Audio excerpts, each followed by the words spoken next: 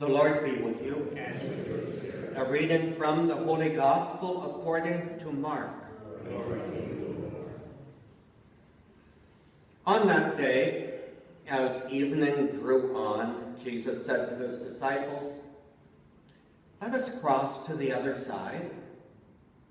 Leaving the crowd, Jesus took with them in the boat, leaving the crowd, they took Jesus with them in the boat, just as he was, and other boats were with him. A violent squall came up, and waves were breaking over the boat, so that it was already filling up. Jesus was in the stern, asleep on a cushion. They woke him and said to him, "Teacher, do you not care that we are perishing?" He woke up, rebuked the wind, and said to the sea, "Quiet, be still." The wind ceased, and there was a great calm. Then he asked them, "Why are you terrified? Do you not yet have faith?"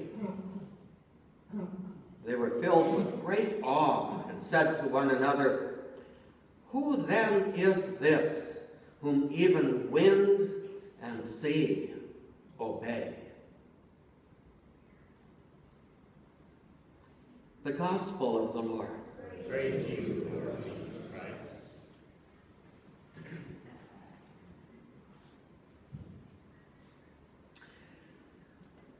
There's only one question that is worth anything.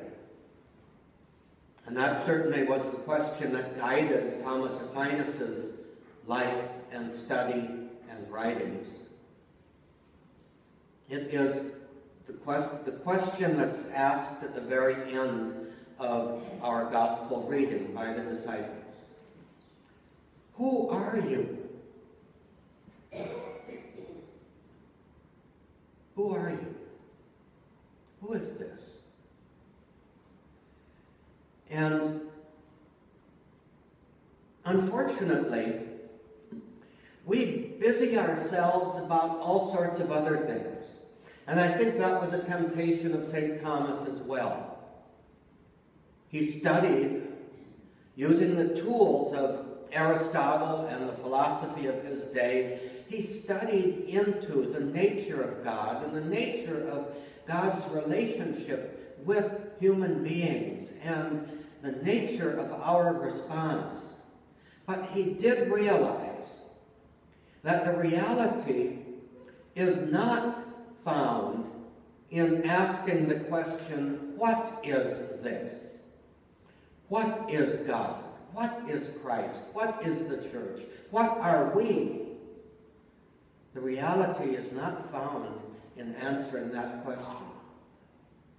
Even though it can be helpful to probe that answer, the deeper question that has to guide all of our search, all of our longing, all of our desire is, who are you? Now, we've got to do something that is very difficult for us when we ask that question. Basically, we've got to shut up and let him reveal who he is to us. I think we've all had the experience of people who want to be our friends. And yet, in our encounters with them, it becomes very clear that they do not want to relate to me as I am. They want me to follow their example or their idea of what they think I should be. Have you ever had that experience where you're just not connecting with a friend because you always have the feeling that they are talking to and have expectations of their idea of what they want you to be. They're having their own monologue with themselves in talking to you. Now, how often is our prayer actually a monologue with ourselves, between ourselves and our idea of what we think God is, or even who we think God should be for us?